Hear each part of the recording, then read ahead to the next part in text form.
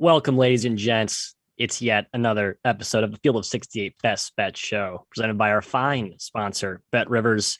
Matthew Cox running the point tonight. Kai McKeon, Jim Root, the usual threesome.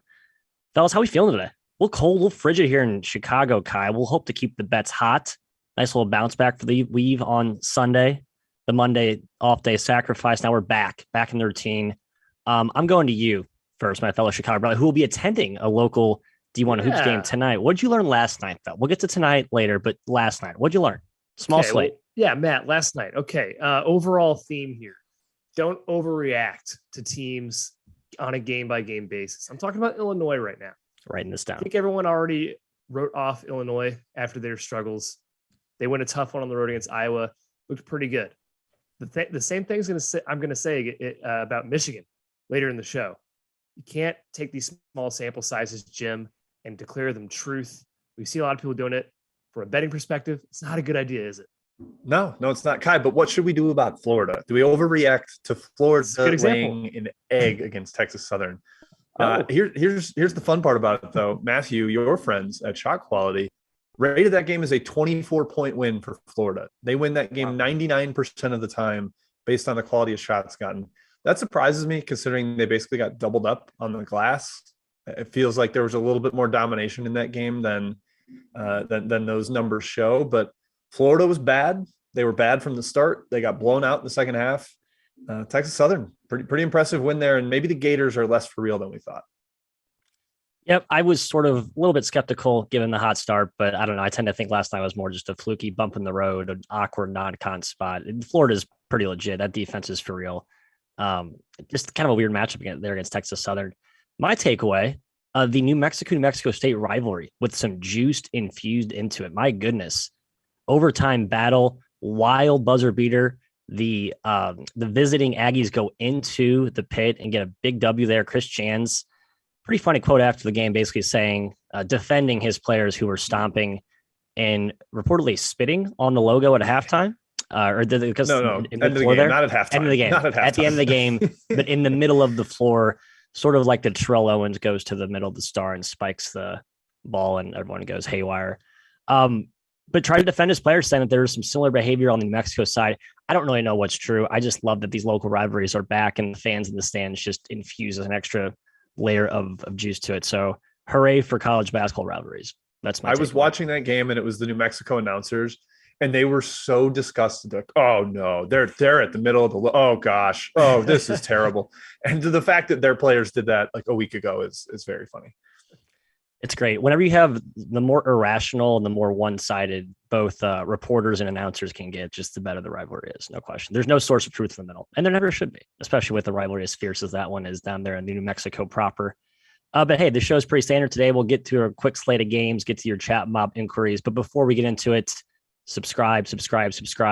It takes all but 2 seconds. I actually probably less than that. I haven't timed that from start to finish of click, point, finger. Jim, maybe you can do a few quick trials to see what that official time is. It's not a high effort thing, guys. Just do it. Please. No, and if there's a 1,000 by the 17th, Mr. Rob Doster has said he will pay 5 people $100 that send a screenshot of them subscribing. So you can get free money, and I don't see why not. It's easy. It's a completely lack of resistance. Yeah, there you go. You get to Rob. Yeah, exactly. So that's fun. Except everyone for Rob, of course. Let's talk games. Some big non-con showdowns tonight. We'll get to a lot of those here, but the marquee one, at least in our eyes, Rocky Top. Jimmy V Classic, baby. Oh yeah, Jimmy V Classic for a little back-to-back action here. But we have Rocky Top hosting Texas Tech. Jim, my Vols are starting to roll very quietly, not emphatically, but starting to get back on track after a tough effort there against Villanova earlier in the season. Square Garden, Matt. Sorry, I heard you say host, and I was like, I think that's wrong. Yeah, this is part of the Jimmy V Classic. This and Syracuse are back-to-back. Do we have that wrong on the outline? If so, we apologize. This is a neutral site, very important part of the handicap. Do not give Tennessee. I think my friend Matt might be the only one that thought it was at Tennessee. Okay. I think it was listed at incorrectly on KenPom maybe a few days ago. Anyway, okay. Nope. Anyway, Jim is certain that KenPom never had it wrong, so he is certain that is listed correctly. Anyway, this game's at Madison Square Garden. I love Tennessee. That's all I got to say. Kennedy Chandler, Santiago Vescovi are the driving forces there in the backcourt, Jim. And they got Josiah Jordan-James back last game, was a monster in and around the paint. We're finally seeing the perfect utopian version of this Tennessee team. Are they kind of a buy low right now, even though they're at a pretty expensive price, laying 4 against the who is the Red Raiders? My God, oh, I think goodness, mascot, Matt. Ooh, sharpen up, baby. I think they're. I don't know if I would say they're buy low, especially not at this number. 4 is high. I mean, KenPom has it 1. I think 1's low, but 4 is a little too much for me to lay. Texas Tech kind of hung around against Providence, or sort of hung around, but they just could not stop fouling. That was their big issue. Providence had 38 free throws. Texas Tech committed 29 fouls. Tennessee's not going to take advantage of that. They're 354th in free throw rate. They're not going to live at the line the same way. That's a little bit of concern. Kai, I am concerned though about Texas Tech handling pressure. They play this like 0 point guard system. Basically, it's a very decentralized ball handling rotation. I don't know if that works against Tennessee, who has some pretty impressive individual defenders. Yeah, they do. And Texas Tech hasn't seen a defense like this. All due respect to Providence. Tennessee's defense is unreal this season and the last couple seasons. And Texas Tech, besides Providence, hasn't really played anybody. They got really inflated in KenPom, Matt, after playing a bunch of nobodies. They haven't played a top 240 foe outside of Providence. That's certainly concerning going against Tennessee, who, by the way, is 10th in KenPom. I think their value, Matt, is probably not undervalued, in my opinion, at the current price at 4. That feels high to me.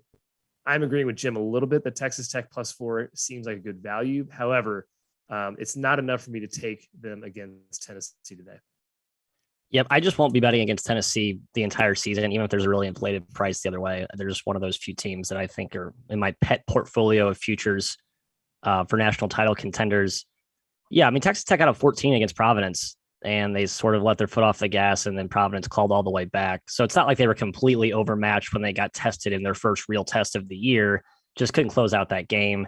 First game back with Kevin McCullough as well. So a lot of ways you can excuse or defend that letdown second half for the Red Raiders, but I'm not betting against Tennessee. Final thoughts here, under, Jim? Yeah, right? Yep. I think we should probably talk about that. The chat's going crazy about it. In the chat, I would certainly lean towards the under. I think both teams struggle to score. Neither wants to run that much. Texas Tech has run way less than Mark Adams claimed they were going to. I think they're outside the top 200 in possession length. I certainly like the under. Agree. All right. Well, hey, we'll stay at the Garden for, again, the second of the Jimmy V Classic. Syracuse, we can't really say they're hosting, although they're the closest, I guess, to a home team here coming from upstate New York. I actually think Villanova's closer. Yeah, Philly might be closer to New York City than the upstate really? drive. Syracuse. It probably is, so. Actually. Yeah, it's probably like a 4 or 5 hour drive. That's a good point. Although it seems like the Garden always shows out well for the New York-based schools. Man, I'm going to audit you with the old Google Maps here. See what's closer. It's so useful. Thank you, Google, for your map capabilities. I mean, kind of the thing here for me is Syracuse played well last game. They've shown cracks this year defensively. The Colgate putting up 100 will be a running joke all year long. I think we look back at that as sort of a one-game outlier. Cuse is bad defensively. They're not atrocious. The question is, can they score? And Nova is defending like gangbusters this year. That's the question here. Do they have enough shot makers, creators to stay close to Nova? Well, I think they do, man. They have shooting to stay close to anybody. I think that's their what makes them kind of a feisty dog. Two straight outright wins as a dog against Indiana and Florida State. I'm surprised how many times I've been on Syracuse, frankly. Usually the market's higher than I am. This year, for some reason, I'm a little bit higher in the market on the orange. But I think Villanova is a different beast, Jim. And obviously, I think everyone out there is thinking it.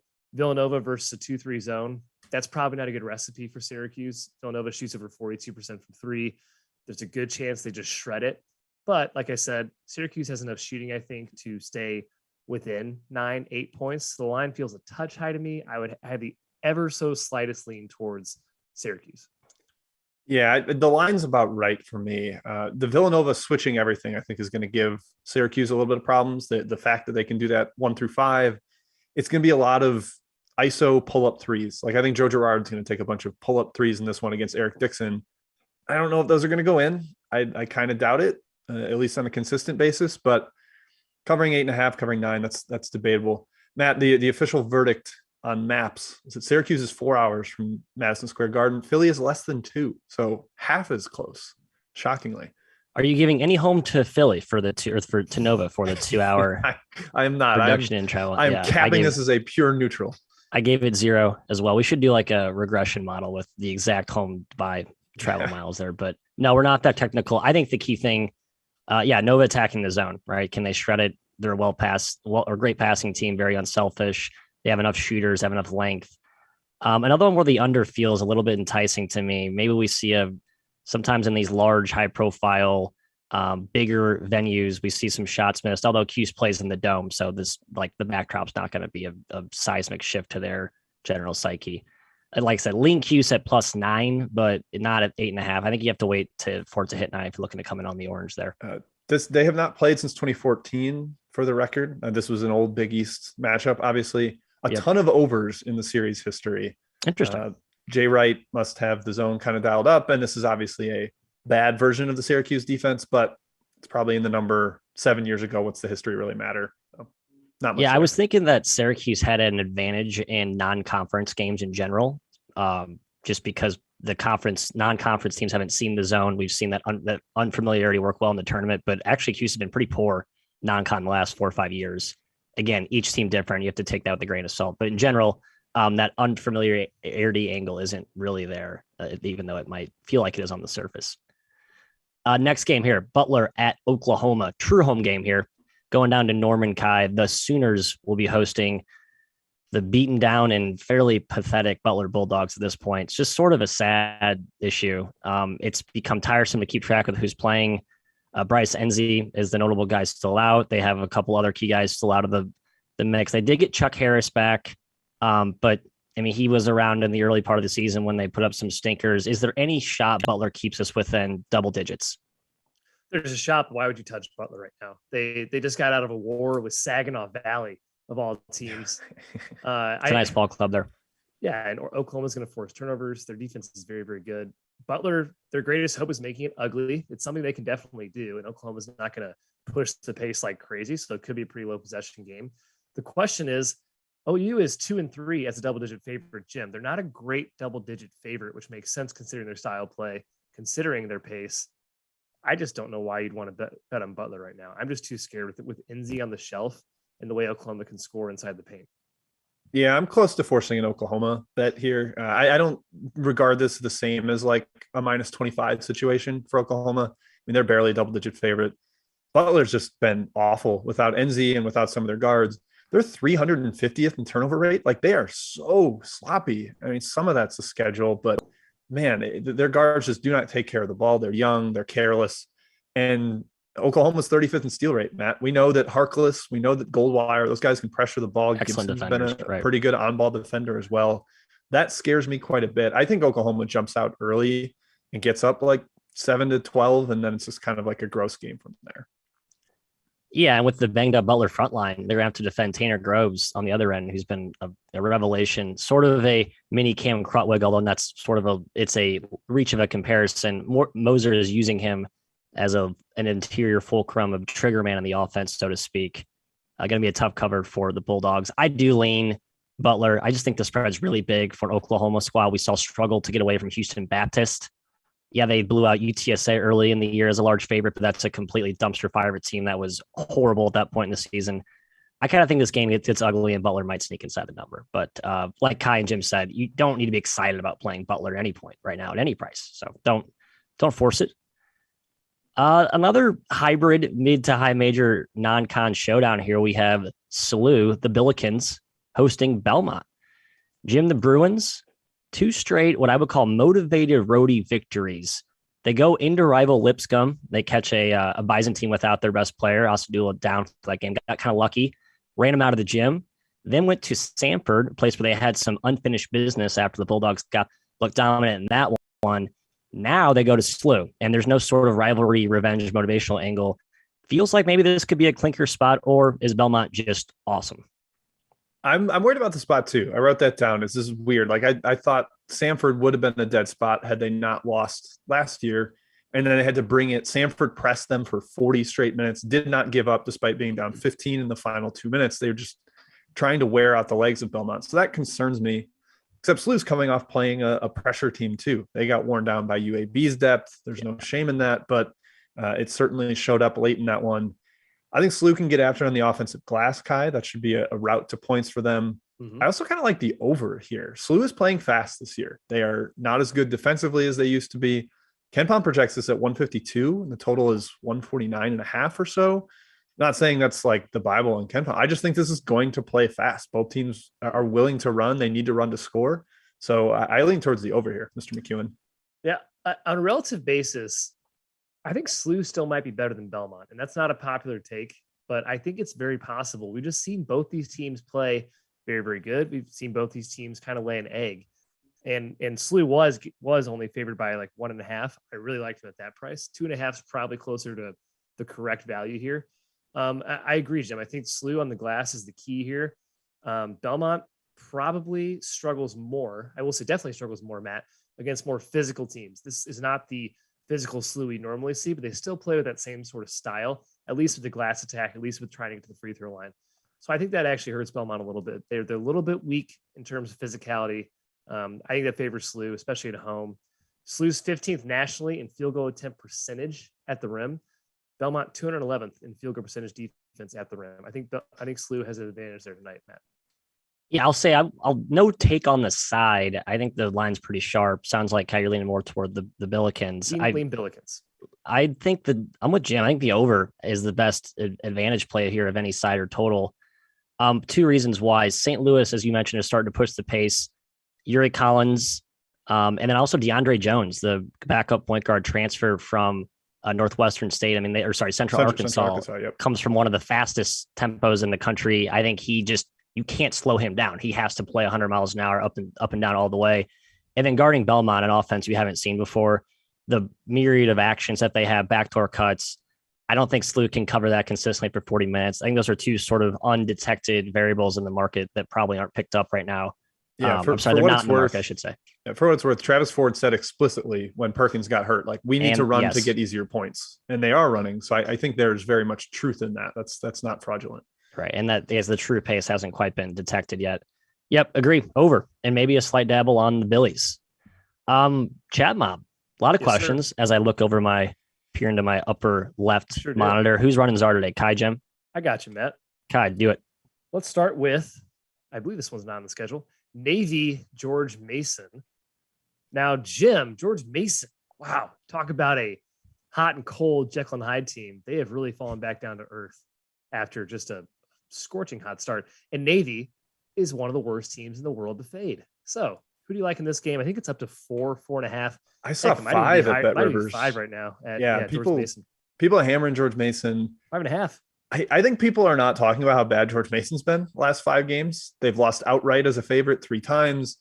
They've just been poor. And I think people got so in love with the darling Kim English narrative that now they don't want to go back on that and say, well, actually, maybe they're not very good. And now they're underperforming their talent. I think that is fair to say. And Navy, man, they're so feisty and they're up to like 130th in KenPom. That team's good. Yeah. I don't really want to fade Navy right here at all, especially with the way the number, I would be closer to taking the midshipman punching back than anything else.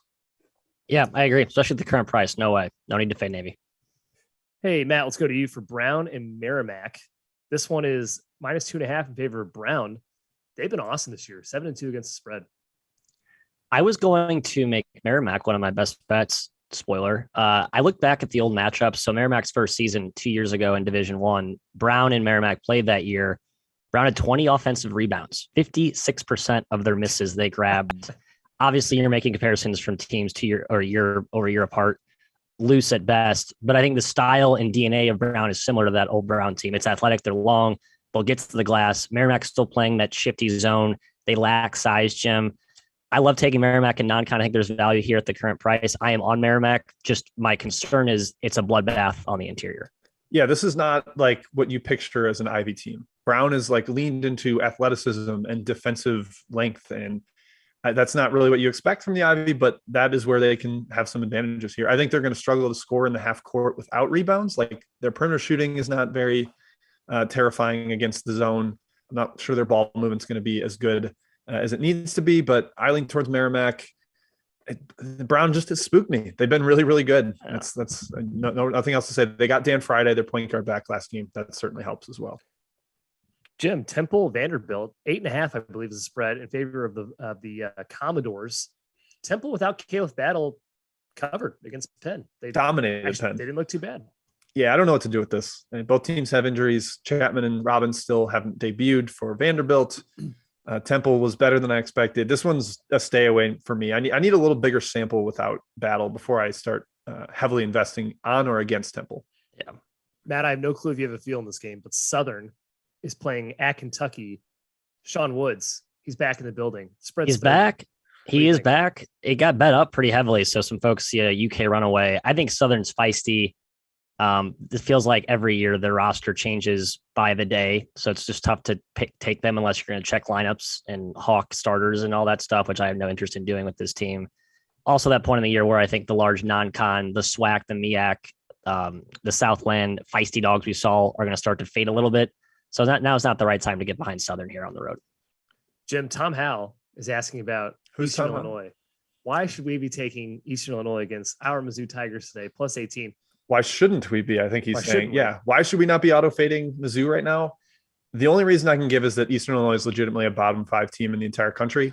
Like, they're really, really, really, really bad. They just beat North Park, whatever that is, by 4. Yeah. And EIU it's gross. If there's one team Mizzou can just suffocate and allow 35 points and cover by scoring 60, it's probably EIU. But we are back on auto-fade Mizzou after this game. Hey, we saw, real quick, for those Mizzou fans who watched the Northern Illinois game, Eastern Illinois is a whole cut below Northern Illinois. And NIU, we just all bet EIU against NIU, and it was basically a 10-point game the whole way. So Mizzou can certainly cover. EIU is that bad in that much of shambles right now. Maybe under. Neither team can score. Last one here before we get back to the rundown. Matt, Furman, Winthrop, Furman, -2. Markets slightly on their side. And tough one here. I over maybe. The pace intrigues me. I think both teams want to get up and down and run.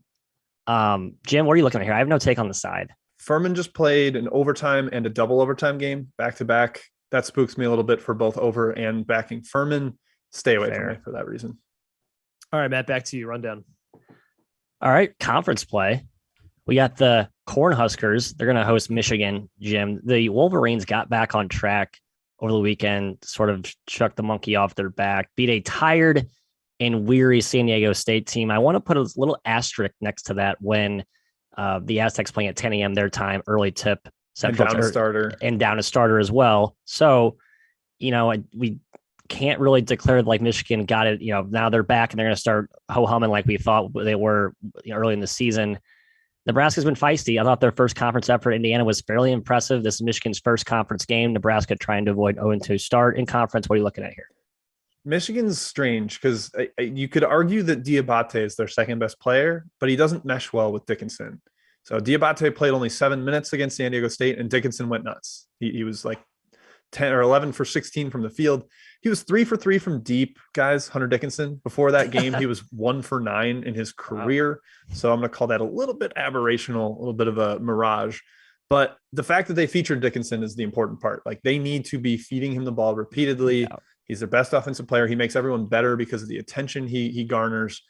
I think that was a good sign. And he gets more shots, though, against teams that have a big and think they can kind of defend him.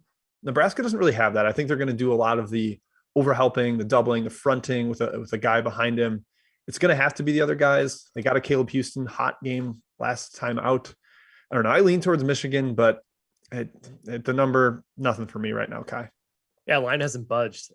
Michigan on the road / away from home hasn't been great. They're 2-2 against the spread, depending where you got UNLV. 1-3 if you got UNLV at a better number before the closing line. And Nebraska certainly competed with power teams. NC State 4 overtimes. They were up 10 early on Matt's Indiana Hoosiers before pretty much crumbling. Going back to the early part of the show, I think people are pulling the plug too quickly on Michigan.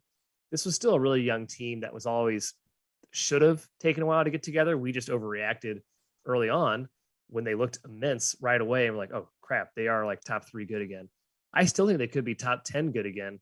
So to automatically put them in a fade bucket, I think is incorrect. 7 feels right to me on the spread, Matt, and Nebraska can compete, especially at home. So I am staying fully away. Just want to give that caveat to fading Michigan automatically now. Yeah, and you got to give a ton of respect to Nebraska at home. They have that sort of advantageous location, Big Ten, Matty Maps, Jim on the Google machine. You don't need to look that up, but to know that Nebraska is fairly west for Big Ten geography. The thing for me here is I'm just surprised Nebraska's been as good as they have without McGowan's. I thought he was really the heartbeat, the impetus of the offense, but they've really shuffled things around. Verge has played very well. McGowan's brother Bryce has played very well. So yeah, I think Nebraska is pretty legit this year. This is not a team that can be completely dominated inside. They can drain threes and take you out of your comfort zone. I think watch out for my guy Tominaga. Tominaga is absolutely cash, and he'll shoot it from 35 plus without a thought. So Brandon Johns better be ready to guard that if you're on the stretch 4 matchup. Tominaga is a 6'1" guard for the record. Oh, sorry, I'm thinking tiny. Of who's the other the stretch guy to have. Yeah, Wilhelm. Yes, Wilhelm. Yeah, who shoots from 35 and he looks like he's 7'10". I think Nebraska's better without McGowan's. It cleared up their pecking order. The first 3 games, he could. It's possible. 3 poor efforts. First 3 games, they've been pretty good since then.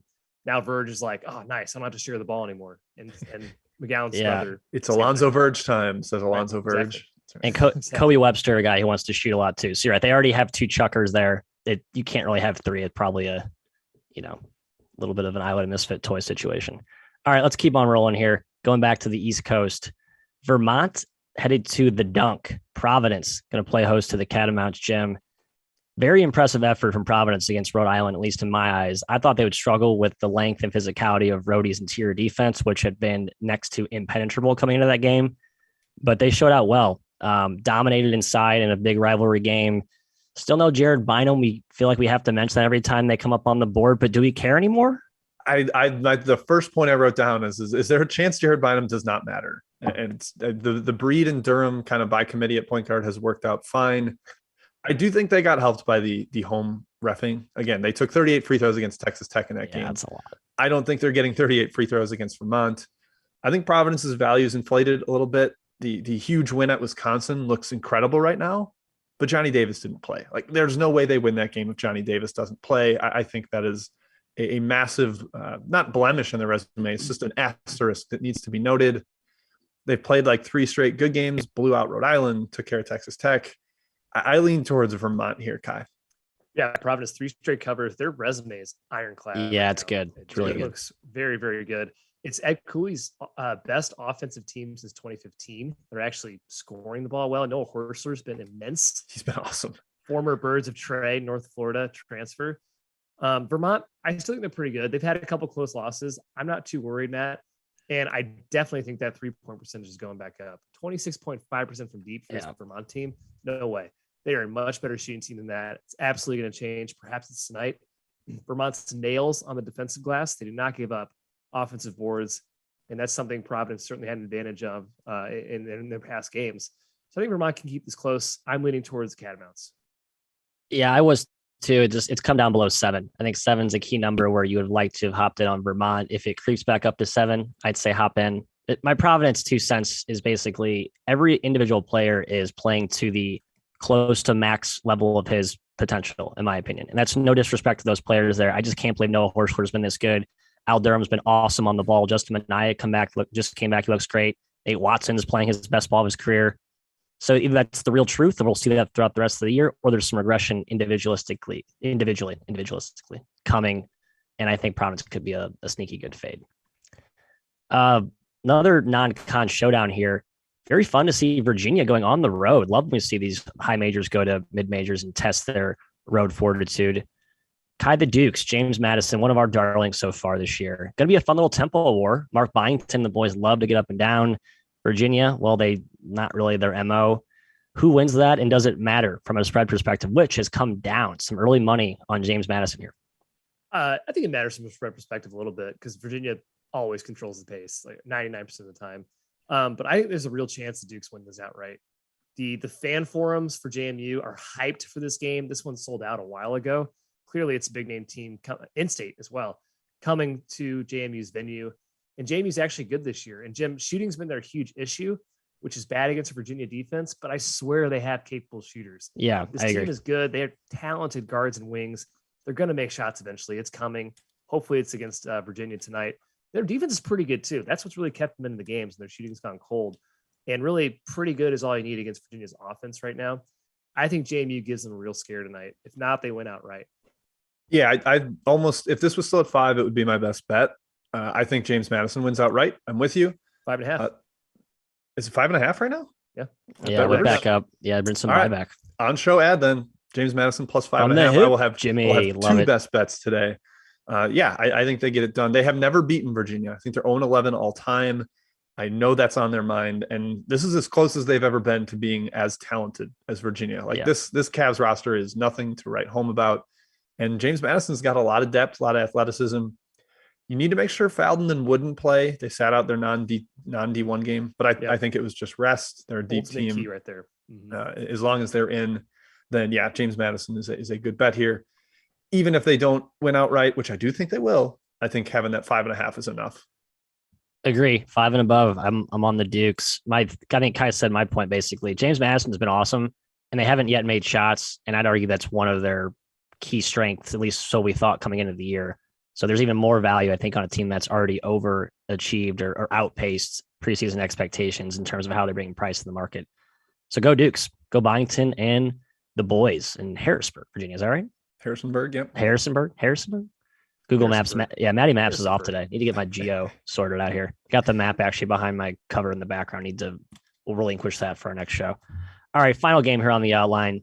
Kansas, UTEP, high major versus mid major. This one is at T-Mobile Arena. Nope. So Sprint Center. wrong. They might have changed it, Jim, though. No, is it really? Yeah, Jim, it's changed. T-Mobile acquired Sprint.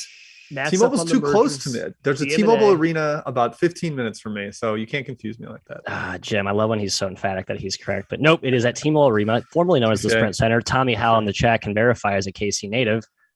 It's basically a home game for KU. They play here at least once every season. They show up very strong. You got to give some respect there to the Jayhawks playing as a quasi-host to UTEP. But Kai, Joe Golding and the Miners, they have been a giant killer. Well, I'm sorry. Golding has been a giant killer.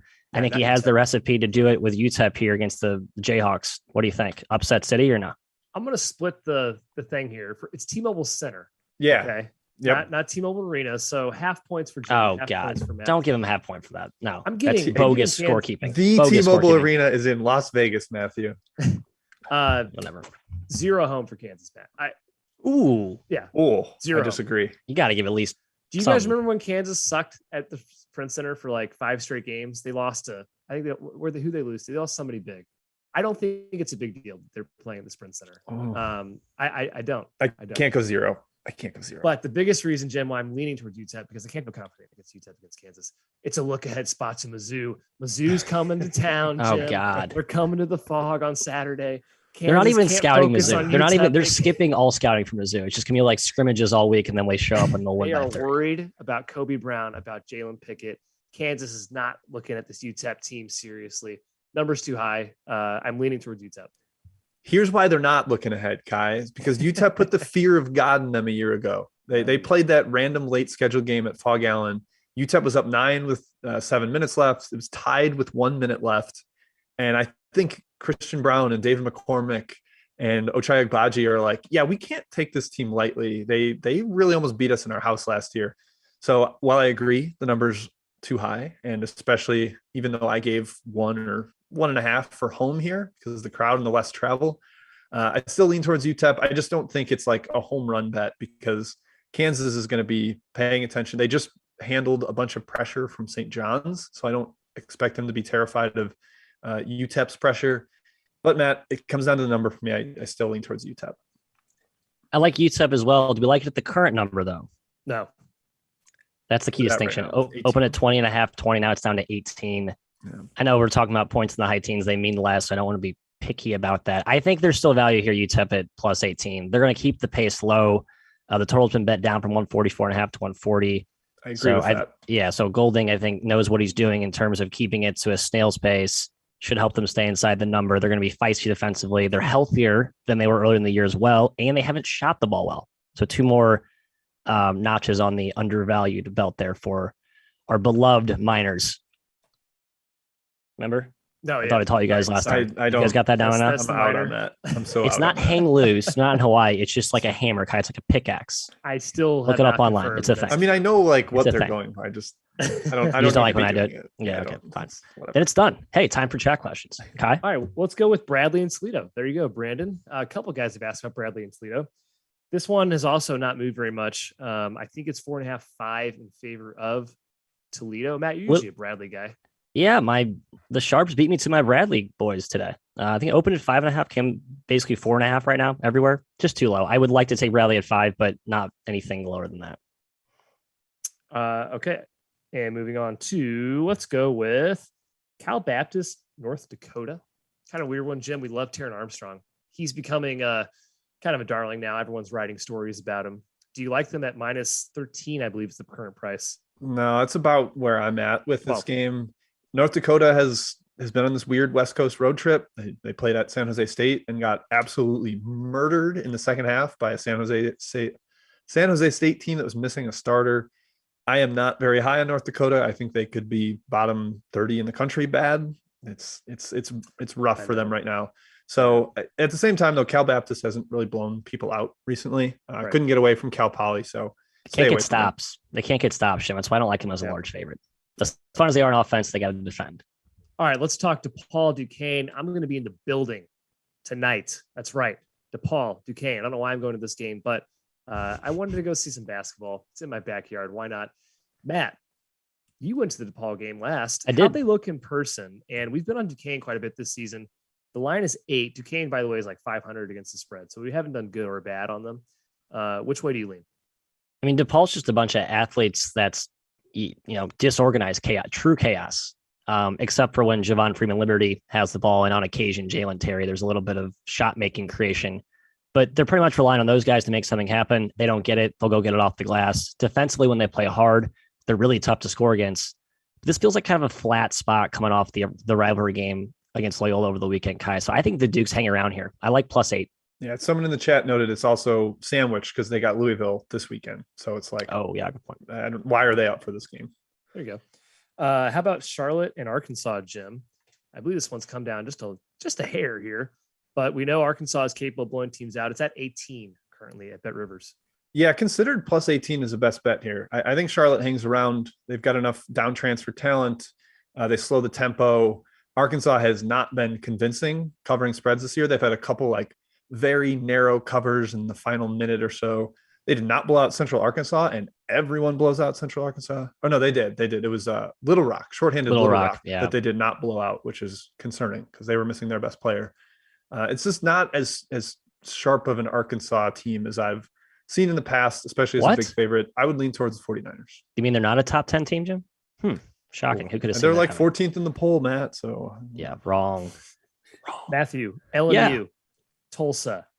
The Loyola Marymount Lions have not lived up to their hype, we'll say, preseason.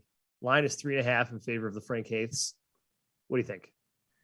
Feels a little bit high. I would lean LMU. The travel's just weird. This is probably my most apathetic game on the roster. I don't really have a strong opinion either way. It's going to be ugly. Usually is that way. Tulsa is kind of right. Anything about Tulsa, it's going to have that type of boring conversation. I do lean the road dog here in the Lions. Total's been bet down 3 points. I like that movement. I agree with it. I think might still be a little value on the under. I got one more for us. There's another one coming in best bets that's been asked a few times. UMass and Northeastern, Jim.